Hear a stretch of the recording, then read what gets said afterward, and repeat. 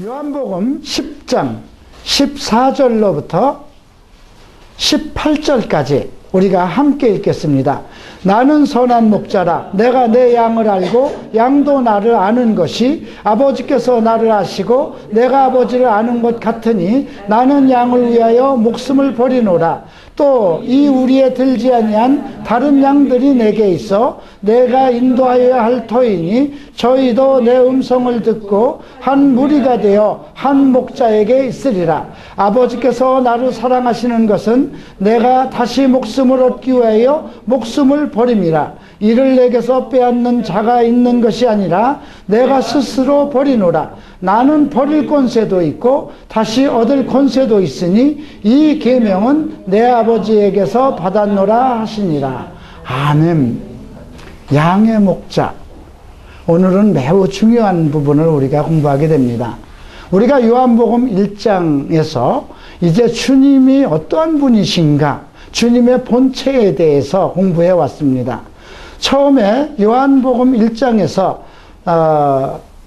사도 요한은 예수님을 가리켜서 로고스라고 말씀하셨습니다. 즉 로고스, 말씀이라고 우리에게 소개했습니다.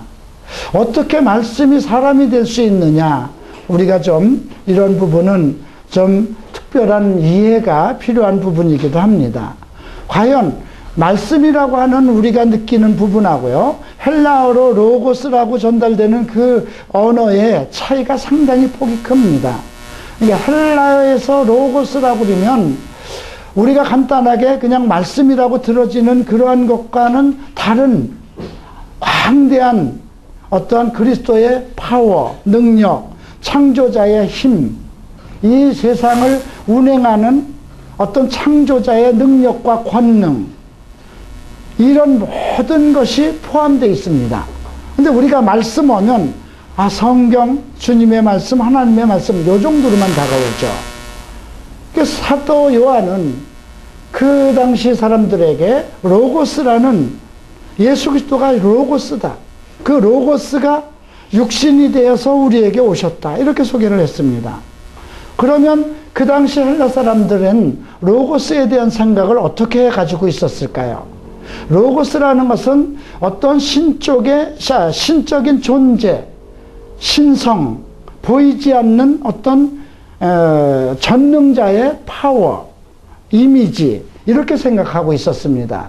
그러니까 이 세상 모든 것을 운행하는 근본적인 힘, 그것이 로고스라는 그런 사상을 가지고 있었습니다. 그런데 그것이 과연 무엇이냐? 로고스가 과연 무엇이냐? 창조자의 그 파워인데, 이 세상과 만물과 사람까지도 운행하는 그 힘인데, 로고스의 실체가 무엇이냐 그러면 아무도 알 수 없다, 이렇게 알고 있었던 겁니다. 그런데 사도 요한이 그분이 바로 예수다, 이렇게 얘기한 거예요. 그래서 여러분, 사도 요한이 지금 요한복음을 통해서 우리에게 전달하는 많은 내용 속에 그 주제는 예수 그리스도께서 로고스라는 말씀인, 우리말로는 그냥 말씀인데, 여러분들도 앞으로 그 말씀에 대한 그 뜻을 로고스라는 의미로 이렇게 함축해서 생각을 하시기 바랍니다. 그러면 내가 성경을 대하는 이 말씀이라는 의미와 그 말씀이 가지고 있는 로고스의 그 차이를 여러분들이 함께 느낄 수가 있습니다. 그런데도 그것을 어떻게 설명할 길이 없었어요. 사도 요한이 그 로고스를 설명하는 길이 너무 어두웠어요. 그래서 여러 가지 그림으로 보이기 시작합니다. 그는 빛이라 얘기를 합니다. 모든 흑암을 밝히는 빛이다. 또 그분은 하나님의 어린 양이다. 이 세상의 죄를 짊어지고 가는 하나님의 어린 양이다 소개를 합니다. 왜 그랬을까요?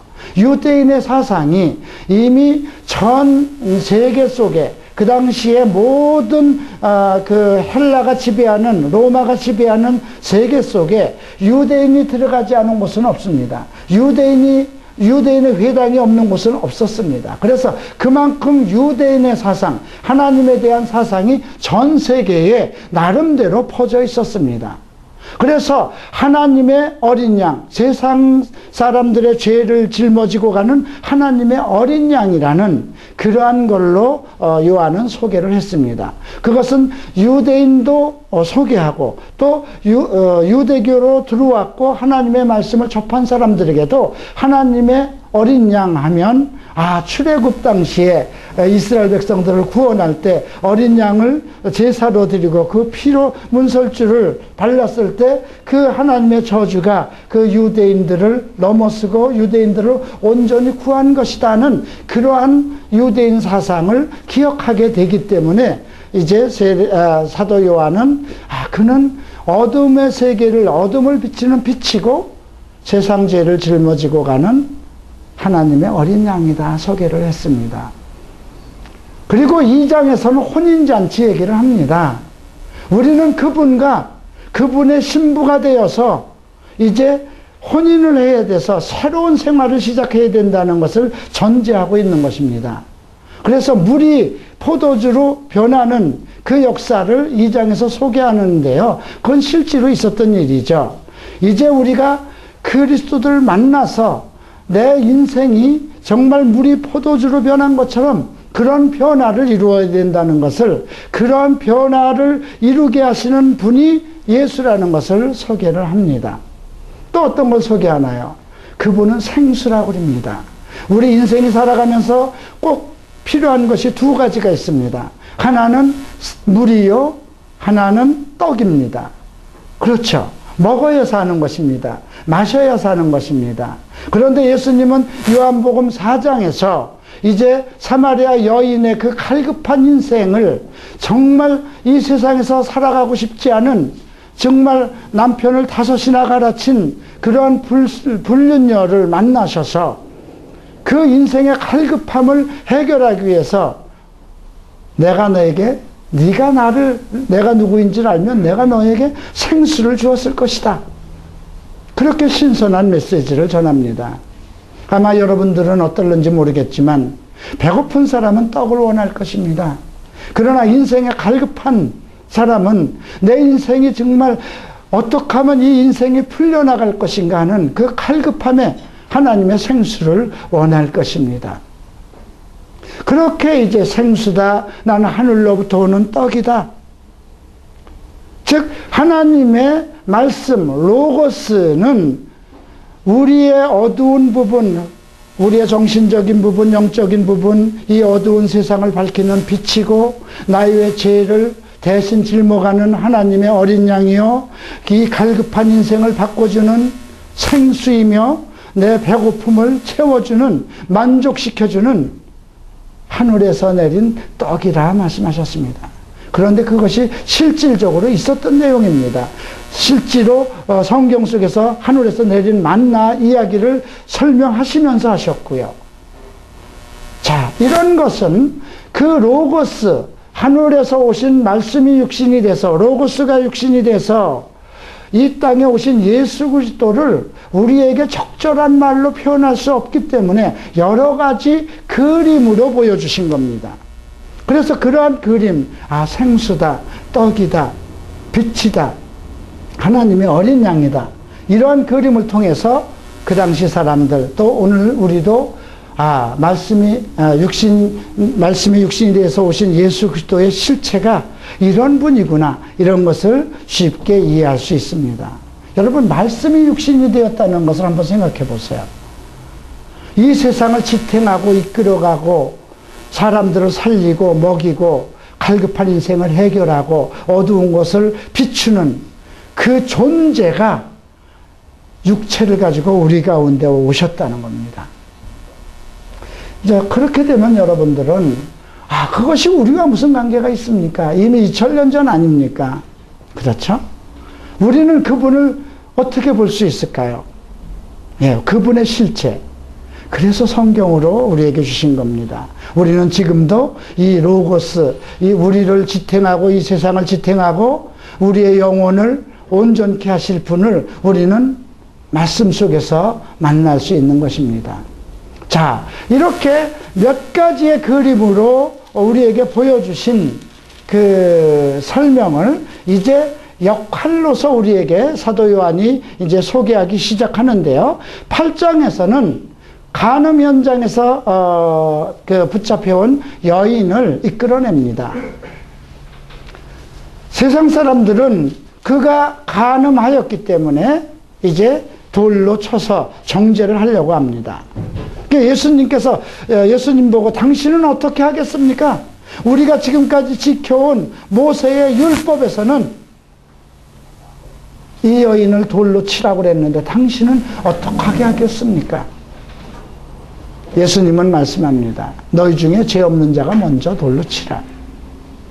그 말을 들은 모든 사람은 늙은이부터 젊은이까지 아무도 자기가 죄 없다는 자신을 갖지 못했기 때문에 다 돌아갔습니다.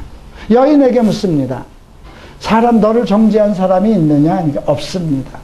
나도 너를 정죄하지 아니하노니 다시는 죄를 짓지 말라. 여러분, 예수에 대해서 여러분들이 조금 다시 재인식할 필요가 있습니다. 예수님은 우리를 정죄하러 오시지 않았습니다. 우리의 죄를 정죄한 것은 성경입니다. 그렇죠? 예수님이 오신 것은 그 정죄를 풀기 위해서 우리가 어쩔 수 없이 그 죄의 사슬에 묶여서 죄를 지을 수밖에 없는 그 인생의 죄의 사슬을, 그 저주를 풀기 위해서 오신 것입니다. 그 여인에게 나도 너를 정죄하지 않으니 다시는 죄를 짓지 말라. 분명한 사실은 무엇입니까? 사람은 죄를 짓지 아니하여야 된다는 것이죠. 자, 그러면 여러분들은 어떻습니까? 아마 여러분들은 이 간음 현장에서 잡혀온 여인과 같은 그런 죄를 짓지는 않았을 것입니다. 그러나 정말 성경에서 얘기하는 그러한 모든 죄에서 자유할까요? 목사인 나도 자유스럽지 못합니다. 그러면 다시는 죄를 짓지 말라 했지만 이 여인이 그 죄에서 어떻게 하면 자유로워질 수 있을까요? 주님이 그 방법을 가르쳐 줍니다. 나는 세상의 빛이니 나를 따르는 자에게는 그 어둠이 없을 것을 전제로 하고 있습니다.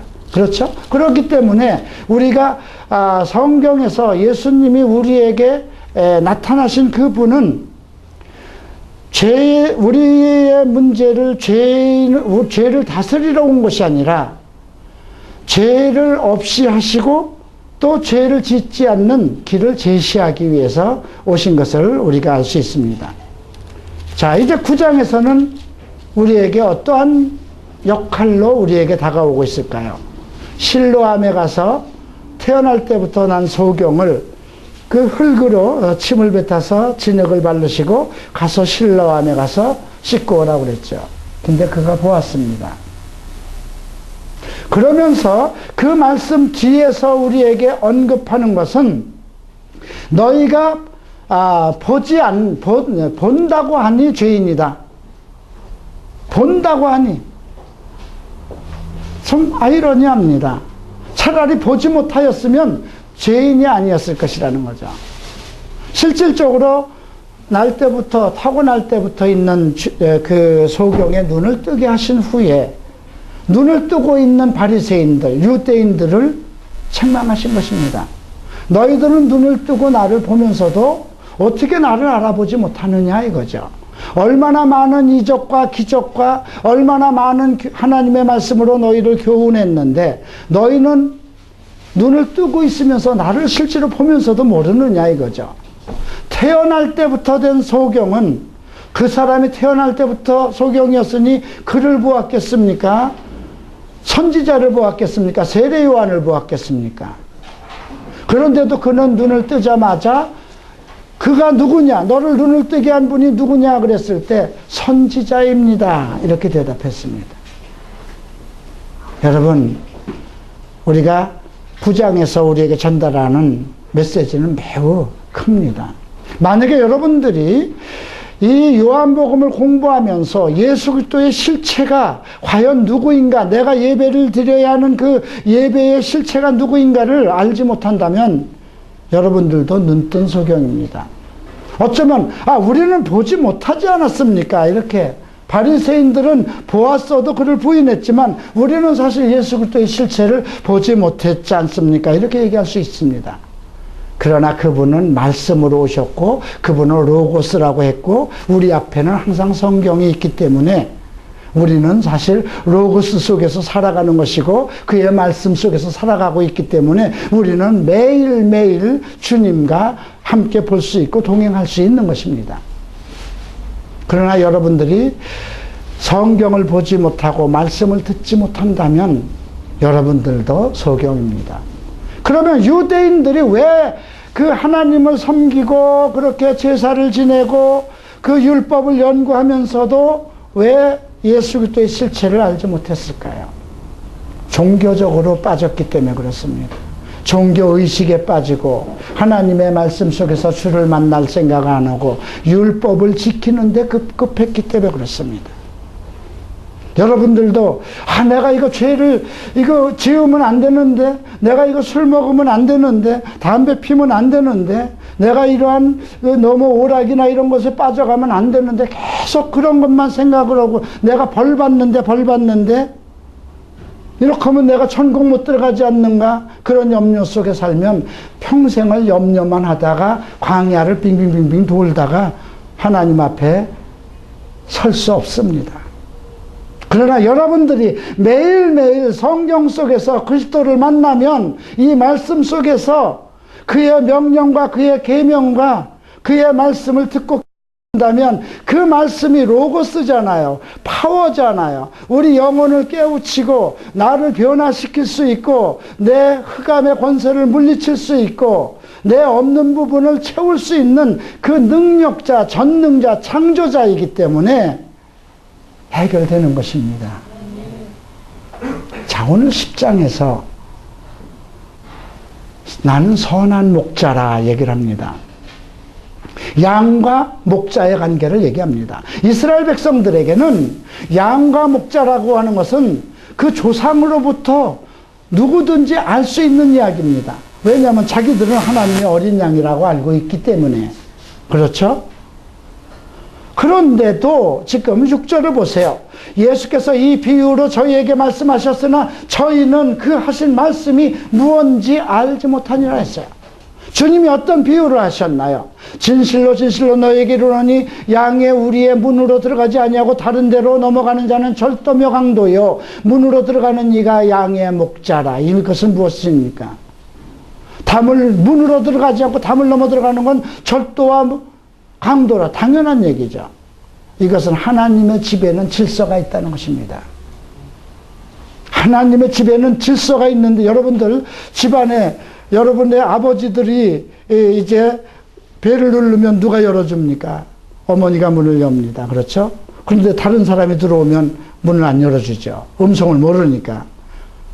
다른 사람이 와서 여보 나야 아무리 얘기를 해도 안에서는 아마 아들들도 아무리 어려도 내가 네 아버지야 얘기를 해도 그 목소리를 알기 때문에 열어주는 거지 모르면 안 열어주는 겁니다. 그러니까 다른 사람은 전부 다 담을 넘고 들어오는 것이죠. 그러니까 양과 목자는 서로 음성을 알아야 되고 목자는 양의 이름을 안다는 것입니다. 그래서 양의 우리에는 반드시 뭐가 있어야 됩니까? 문이 있어야 되는 것입니다. 문을 통해서 들어오고 나가고 합니다. 이스라엘에게는 두 개의 우리가 있습니다. 한 마을에 많은 사람들이 김서방도 살고 이씨도 살고 박씨도 살고 많은 사람이 살 거 아닙니까? 그러면 각 집마다 자기 양들을 키웁니다. 그래서 동네 한가운데 큰 양의 우리를 지어놓고 거기에 양의 집에 문지기를 세워둡니다. 그래서 이제 저녁에 초장에 가서 불을 다 먹이고 오면 그 자기 양들을 끌고 그 양의 우리로 가서 그 문지기에게 맡기면 그 양들을 다 집어넣습니다. 그러면 그 양 우리에는 각각 뭐 집집마다 누구 김서방 내 거, 이서방 내 거 따로 이렇게 들어가는 게 아니라 혼합돼서 한 우리 안에 그냥 다 섞여 있죠. 그러면 이제 아침에 또 이제 그 목자가 나와서 그 양의 우리로 가면 문지기가 알까요, 모를까요? 알죠. 이건 이씨구나, 김씨구나. 저기 갈구리 채플의 이호나 목사구나. 사랑의 교회 오 목사구나 이렇게 알고 그 양들을 내어주죠. 그러면 목자는 그 많은 속에 있는 양들을 어떻게 찾아낼까요? 자, 누렁아, 검둥아, 흰둥아 이렇게 그 이름을 각각 불러내는 것입니다. 그런데 희한하게 그 양들이 자기의 목자의 이름을 아는 것입니다. 다른 사람이 불러내면 안 나가는 것입니다. 저희는 제가 몇 년 동안 키우던 조이가 우리 슈나우저 강아지 하나가 있었는데 어제 몇 달 만에 그 주인이 그 새로운 주인이 어디 좀 외출을 하면서 저한테 맡겼습니다. 그 아이는 그 강아지는 내가 한 2년을 키우다 또 딴 집에 가서 3년을 있다가 왔는데도 계단에서부터 내 목소리를 알고 옵니다. 네, 참 희한하죠. 짐승도 자기 주인의 목소리를 아는 겁니다. 그러니까 이사야 선지자는 소나 짐승들도 나의 목소리를 아는데 너희들은 어떻게 내 목소리를 알지 못하느냐 이렇게 얘기를 하죠. 자, 또 양의 우리가 또 하나가 있습니다. 이제 양들을 데리고 멀리 좋은 초장을 찾아서 밖으로 나갔는데 갑자기 해가 졌어요. 이제 너무 멀리 와서. 그러면 거기서 묵어야 되잖아요. 그러면 군데군데에 또 이렇게 돌담으로 작은 우리를 지어놨습니다. 그 사람들이 군데군데에다 이스라엘 사람들이 지어놨습니다. 그런데 그곳은 임시막이기 때문에 문이 없습니다. 문이 없으면 짐승이 들어갈 수 있잖아요. 그 문 앞에 주인이 가로 누워서 자는 겁니다. 그래서 그 말씀이 여기 나오는 겁니다. 자, 보세요. 2절을 보면 문으로 가는 이가 양의 목자라. 문지기는 그를 위하여 문을 열고 양은 그의 음성을 듣나니 그가 자기 양의 이름을 각각 불러 인도하여 내느니라. 자기의 양을 다 내어놓은 후에 앞서가면 양들이 그의 음성을 아는 거로 따라오되 타인의 음성은 알지 못하는 거로 타인을 따르지 아니하고 도리어 도망하느니라. 양의 속성을 설명했습니다. 이건 큰 우리에 있는 것을 얘기합니다. 그래서 거기에는 문지기가 반드시 있어야 된다는 것입니다. 자, 이 말은 누구 얘기한 걸까요? 비유를 하신 말씀이니까 바리새인들에게 한 것입니다. 바리새인들이 사실 제사장들이 다 문지기입니다. 그건 하나님의 어린 양이 있기 때문에 목자가 왔다면 예수께서 왔으니 문지기가 교회 예루살렘 문을 열어놓고 통틀어서 이스라엘 백성을 누구에게 내어줘야 되는 겁니까? 예수님에게 내어줘야 되는 것입니다. 그런데 안 내어주는 거예요. 그래서 그들은 문으로 들어오지 않은 자들이니까 전부 다 철도며 강도라고 그런 것입니다. 그러면 문지기는 누구였을까요? 구약의 모든 선지자입니다. 아브라함도 문지기요, 모세도 문지기요, 다윗도 문지기요. 그 시대에서 누가 문지기였습니까? 세례 요한이 문지기였습니다. 그러니까 세례 요한은 나보다 늦게 오신 분이 그분이 나보다 먼저 된 분이다. 나도 그분을 알지 못했지만 하늘로부터 성령이 내리는 것을 보거든 누구에든지 임하는 것을 보면 그가 내가 보낸 줄 알라 말씀하셨다. 이렇게 증거하지 않습니까? 나는 망해야 되는 것이다. 그는 흥하고 나는 망해야 되는 것이다. 그는 하나님의 어린 양이다. 그렇게 소개하지 않습니까?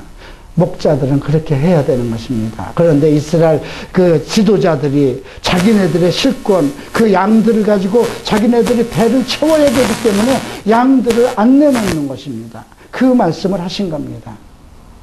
또 이제 밖에 나가서 뒤에 보십시다. 이제 7절에 보면 진실로 진실로 너희에게 말하노니 나는 양의 문이라고 그러죠. 앞에서는 나는 양의 목자라고 하셨는데 이 7절 이후에는 나는 양의 문이라고 그랬어요. 그리고 나보다 먼저 온 자는 다 절도요 강도니 양들이 듣지 아니하니라. 내가 문이니 누구든지 나로 말미암아 들어가면 구원을 얻고 또 들어가며 나오며 꼴을 얻으리라.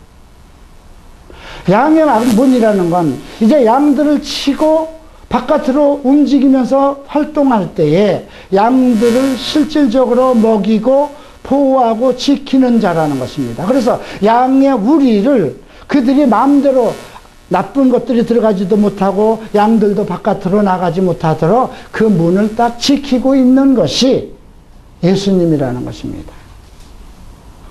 자, 이 비유가 이스라엘 백성 속에서 수천 년 동안 자기네 동네에 양의 우리가 있고 또 들에 밖에 나가면 또 그 우리가 있어서 자기네들이 늘 행하는 거예요. 그렇잖아요. 그들은 양을 치면서 살아가기 때문에 예루살렘 그 동네 큰 동네로 오면 양들을 공동 우리에다 놓기 때문에 문지기가 목자를 알고 양들도 알기 때문에 그것이 교감을 커뮤니케이션을 이루어서 저절로 이루어지는 것이고, 밖에 나갔을 때는 이제 그 집까지 또 마을까지 못 올 때는 임심하게 있을 때 밤을 지새기 위해서 이리와 그 어떤 짐승들로부터 양을 보호하기 위해서 그 양의 문이 없으니까 본인이 스스로 양의 문이 돼서 양들을 지키는 것입니다. 그러면 수천 년 동안 그러한 양치기 생활을 하던 이스라엘 사람들은 당연히 이 내용을 알고 있는 것입니다. 그런데도 이 비유를 저희에게 말씀하셨으나 저희는 그 하신 말씀이 무엇인지 알지 못했다는 것입니다. 이런 벽창호 같은 이런 일들이 오늘날도 일어나는 것입니다. 그래서 그들은 누구냐? 사꾼이라고 얘기를 합니다. 그리고 양들을 지키고, 왜 양의 문이 돼서 양들이 들어오며 나가며 꼴을 얻고 그들의 생명을 보호하는 사람은 선한 목자라고 그러는데, 이 선한 목자라는 그 말에는 매우 두 가지의 의미가 있습니다. 하나는 매력이라는, 이 선한 목자의 선한이라는 뜻은 하나는 은사를 따라서 행하는 매력 있는 뜻이 있고요. 또 하나는 도덕성의 의미를 가지고 있습니다. 그래서 도덕적으로 건전하고, 그리고 하나님으로부터 받은 직분에 의해서 은사에 의해서 행하는, 그러니까 여러분 보세요. 우리가 어떤 일을 할 때 옛날에 이렇게 뭐 옹기를 지은다든가 대장간 일을 하는 사람들 되게 보면 천직으로 알고 했습니다. 그렇죠? 그 특별한 그들에겐 재주가 있고 그것을 천직으로 알고 했습니다. 그래서 그런 일은 전문가로 잘 합니다. 예, 최근에 요즘에 동성애 차별금지법이 또 민주통합당을 통해서 지금 막 그걸 법사위원회에 제출하고 발의를 하려고 합니다. 세 팀이 이미 그 발의를 했습니다. 지금 교계에 좀 뜻있는 분, 저와 관계가 되는 몇 사람들이 지금 뒤에서 이것을 어떻게 막을까?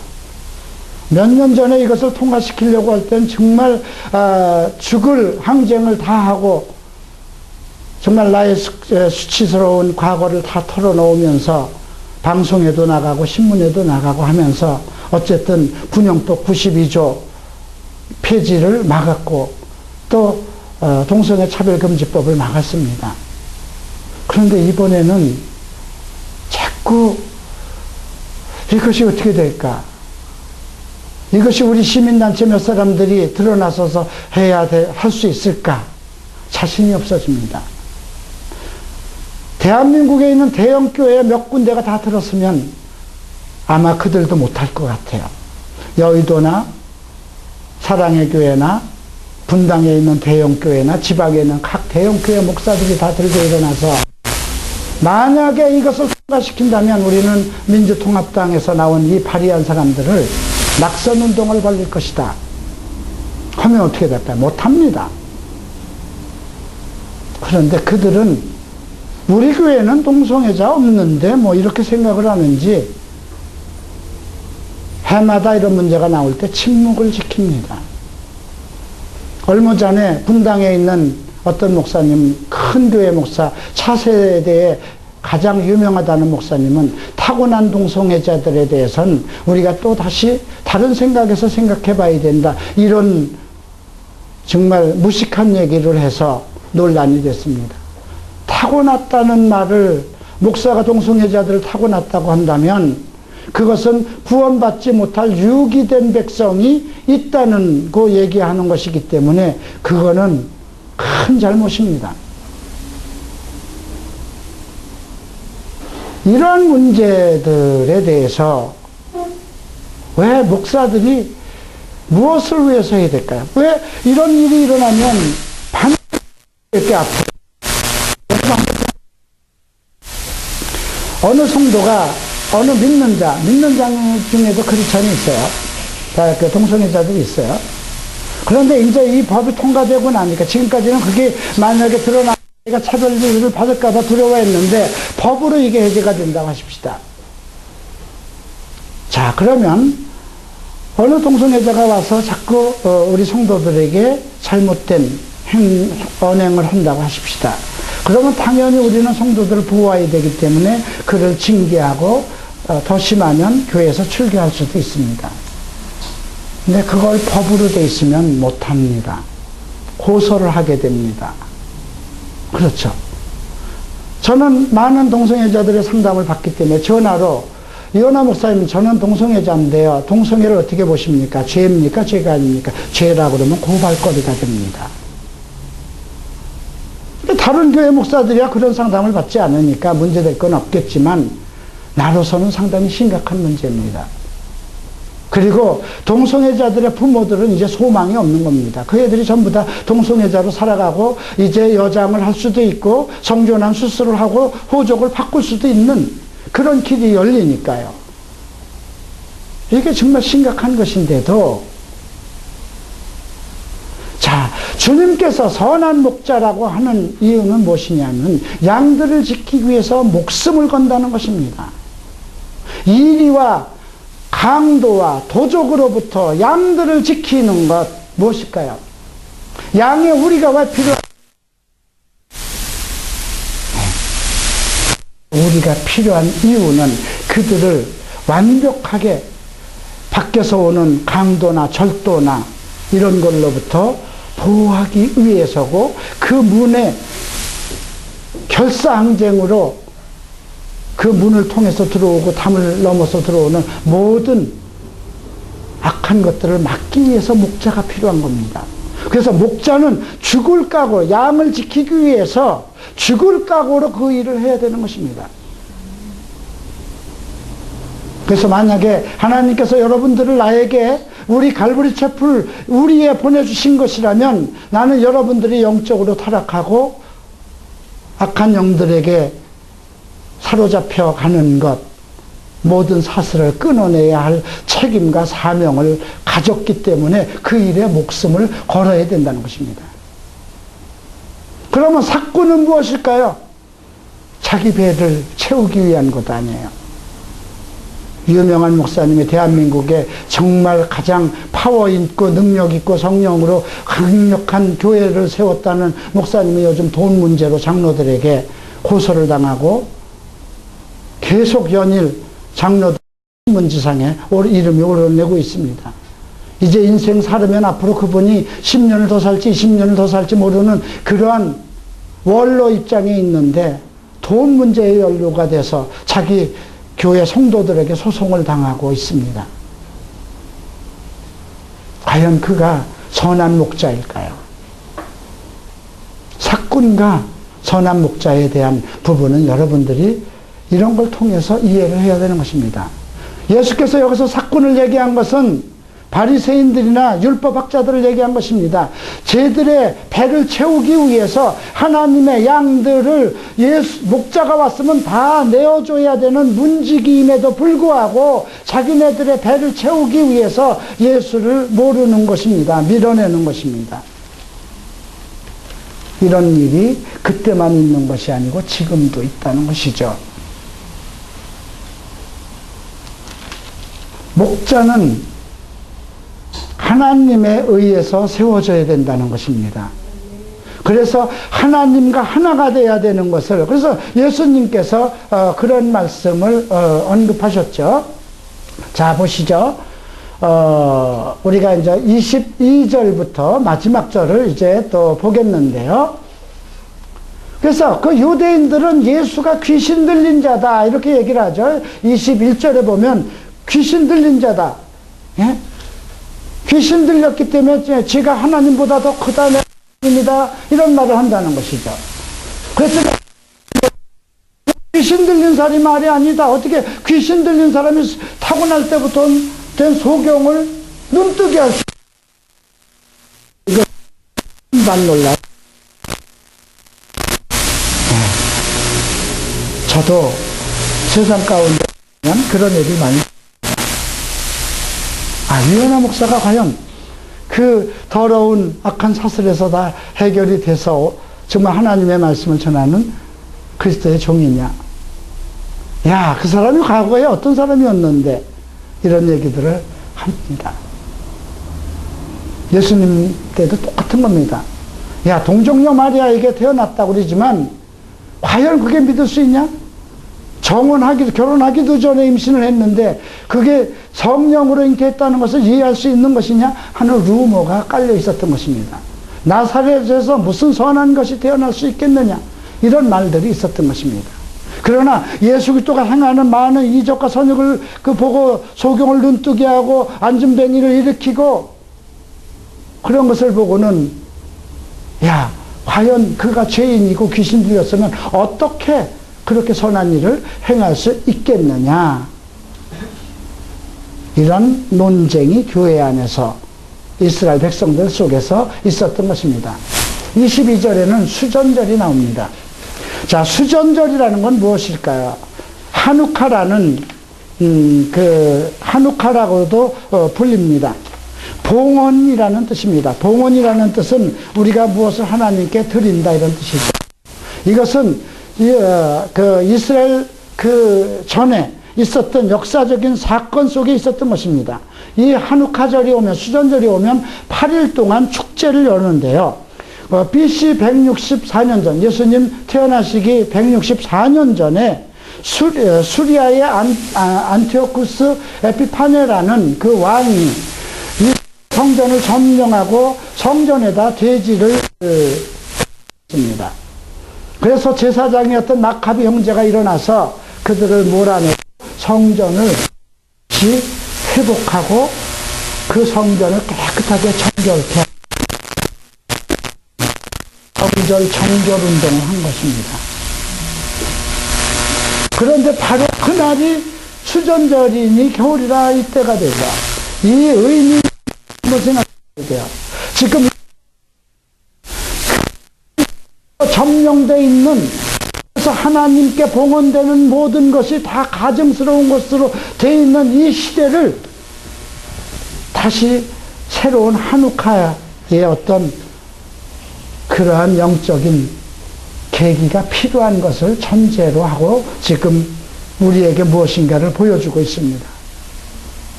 우리나라 한국교회도 이것이 필요한 때입니다. 자기들의 배만 채우고, 여러분, 교회를 그렇게 대한민국 최고의 비싼 땅에다 수백억을 들여서 과연 그렇게 져야 될 것인가 생각해 봐야 됩니다.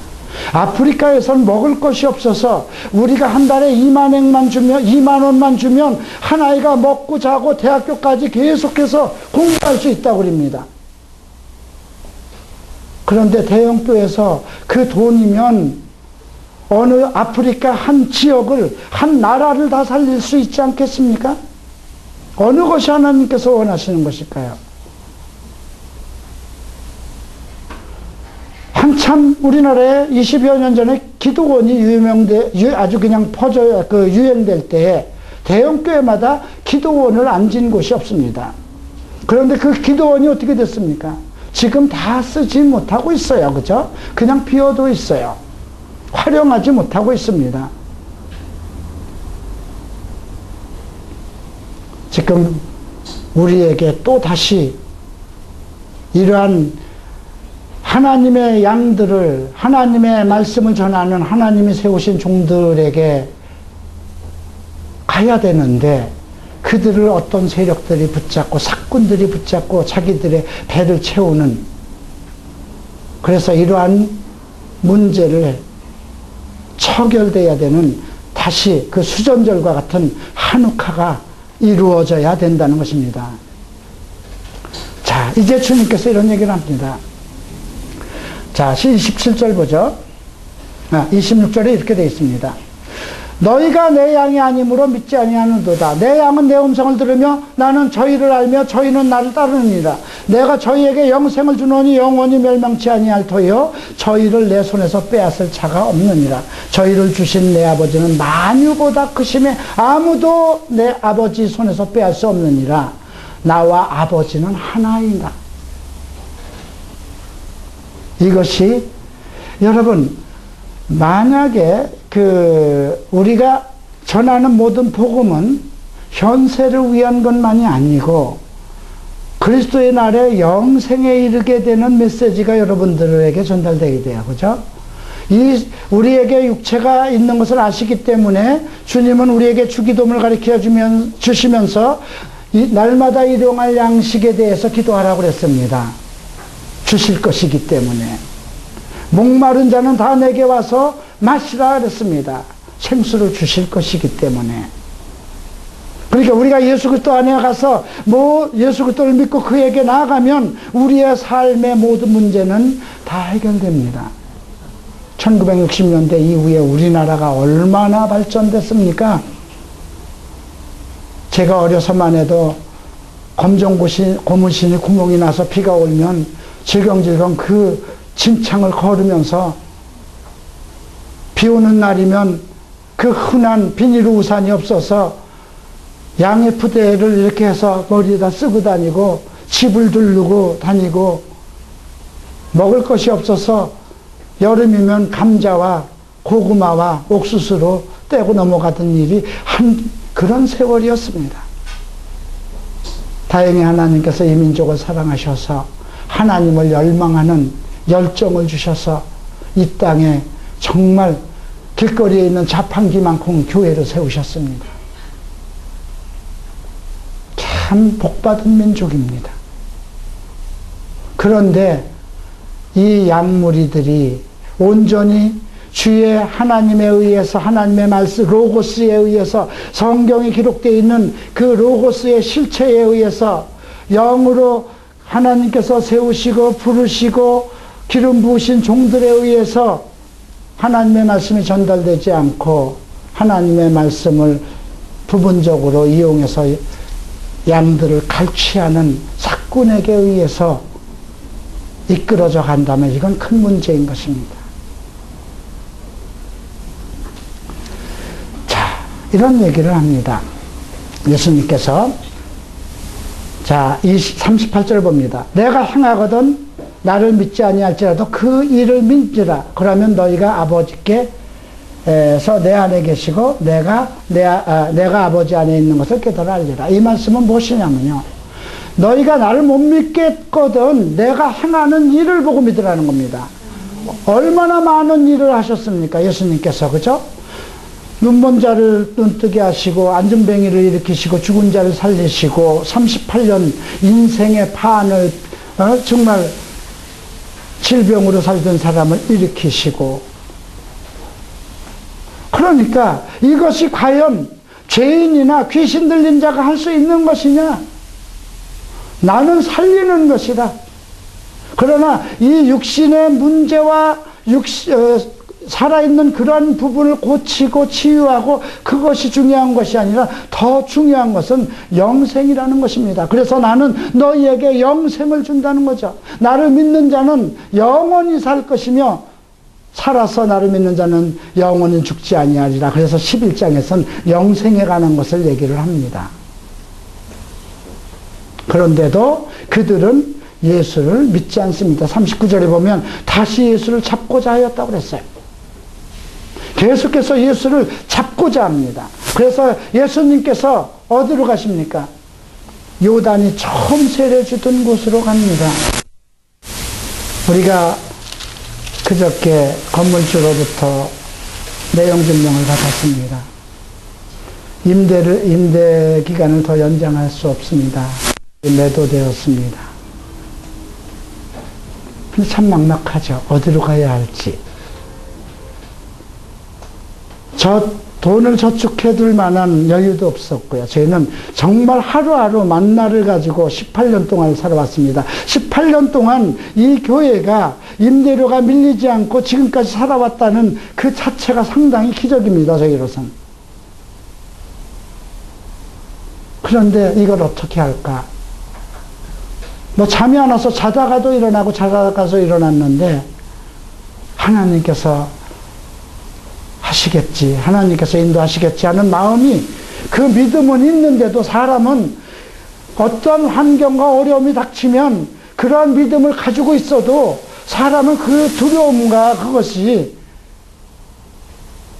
그래서 내가 왜 하나님을 믿으니 하나님께서 행하실 것 아닌가, 그들의 양인데 네 양이 아니고 하나님의 양이니, 없으면 길에서라도 나가고 없으면 어디 식당을 빌려서라도 해야 되고 해야 되지 않을까. 그러면서도 계속 잠을 설칩니다. 새벽에도 또 일어나서 기도하고, 주님 지혜를 주십시오. 그런데 이 성경을 본 거예요. 다시 요단강 저편, 요한이 처음 세례 주던 곳에 가서 거기서 거하니, 그러면서 한강을 건널 수가 있으면 얼마나 좋을까 생각을 합니다. 왜 그럴까요? 한국에서 강남이라는 지역이 가장 그래도 복음화되던 지역입니다. 많은 목사들이 그 지역에서, 지금은 다 분당으로 많이 갔지만, 왜 예수님은 그 지역으로 갔을까요? 예루살렘과 그 지역에 있으면서 계속 분쟁이 일어나는 겁니다. 왜냐하면 그 사꾼들인 바리새인들과 종교 지도자들이 예수를 배척하고 귀신 들렸다 자꾸 하기 때문에. 그런데도 세례 요한이 있던 곳으로 가면 세례 요한이 증거를 한 분이잖아요. 그죠? 선지자라고 믿는, 이스라엘의 마지막 선지자라고 하는 세례 요한이 증거한 것이고, 그 세례 요한은 순교를 당했기 때문에 그를 따르던 무리들이 있던 것입니다. 그래서 예수님은 처음 요한이 세례 주던 그곳으로 가서 거기 거하사, 41절 보니까 많은 사람이 왔다가 말하되 요한은 아무 표적도 행치 아니하였으나 요한이 이 사람을 가리켜 말한 것은 다 참이니라. 이 말씀을 보고, 주님 그렇습니다. 내가 이 말씀을 알았으면 일본에서 18년 전에 나와서 이태원에다 교회를 개척하지 않았을 겁니다. 그때는 일본에서 나올 때는 조금 여유가 있었고, 저희 동생 되는 이 장로가 그래도 사업을 잘하고 있어서 좀 아마 강남에 가서 제가 교회를 개척하겠다고 해도 충분히 됐을 겁니다. 그런데 나는 이태원에서 내가 그렇게 나쁜 일을 하고 그렇게 했던 사람이니까 그 지역을 복음화시켜야지, 어둠의 곳에 가서 복음을 전해야 되겠다 하고 그곳으로 들어갔는데 2년도 못 돼서 문 닫고 일로 내려왔습니다. 거기서라도 내가 이러한 말씀을 깨달았으면 일로 안 내려오고 강남으로 들어갔을 것입니다. 여러분 기도해 주십시오. 이제 이 서울갈보리 채플이 어디로 들어갈 것인가요? 하나님께서 하실 것입니다. 그리고 이제부터 여러분들과 나는 하나님의 인도하심, 만약에 우리가 광야로 나가야 된다면 낮이면 구름 기둥과 밤이면 불 기둥이 이스라엘 백성을 지켰듯이 우리를 지키실 것입니다. 중요한 것은 여러분들과 내가 한 우리에 들어가 있는, 그리고 나는 그 우리에 있는 양을 지키는 양의 문의 역할을 하고는 선한 목자의 역할을 충실히 해야 된다는 것입니다. 일어나시겠습니다. 기도하시겠습니다.